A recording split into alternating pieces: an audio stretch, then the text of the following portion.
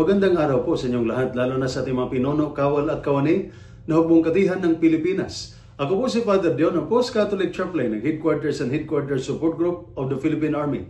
At ito po ang salita ng Diyos, ang ating gabay. Ngayon po ay Friday, July 11, 2025. At ginugunita po natin sa araw na ito ang kapistahan ni San Benito. Si San Benito ay isang lalaking namuhay sa katahimikan, disiplina at panalangin. Itinuro niya na ang tunay na kapayapaan ay hindi galing sa karangyaan, kundi sa matatag na ugnayan sa Diyos. Isang aral na napakahalaga sa ating buhay ngayon, lalo na sa mga sundalo at kanilang pamilya.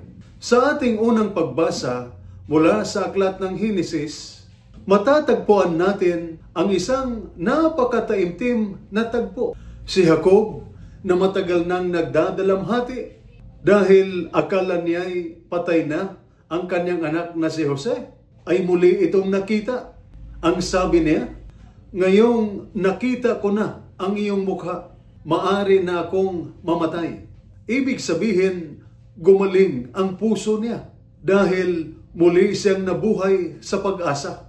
Gayon din po ang hinahanap ng marami sa atin ngayon, lalo na sa hanay ng ating mga sundalo.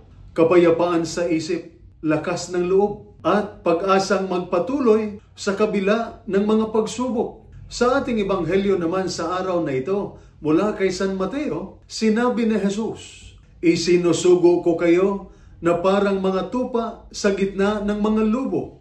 Alam ni Jesus na hindi madali ang misyon. Gaya rin ito ng buhay militar, puno ng panganib, pressure at sakripisyo. Ngunit hindi niya tayo iniiwan. Sinabi niya rin, "Huwag kayong mag-alala sa inyong sasabihin.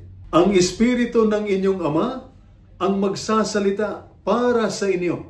Ibig sabihin, kasama natin ang Diyos, lalo na sa oras ng kahirapan at pagkalito. Kaya mga kapatid, tulad ni Jacob, maaring nasaktan ka, ngunit darating ang kagalingan. Tulad ng mga alagad ni Jesus, mahirap ang misyon, ngunit may kasama kang Diyos. Tulad ni San Benito, palakasin natin ang ating kalooban at magtiwala sa Diyos. Kapag matatag ang Espiritu, susunod ang isipan. At kapag kasama ang Diyos, kahit anong laban, kaya mong harapin.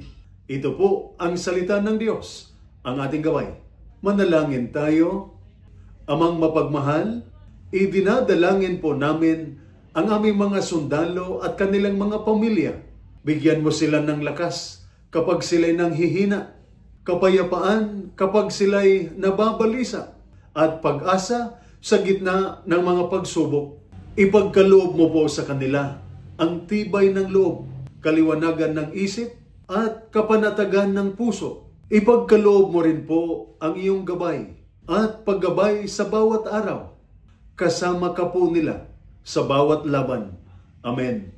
At sumainyo at sa inyong pamilya ang pagpapala na makapangyarihang Diyos, Ama, Anak at Espiritu Santo. Amen.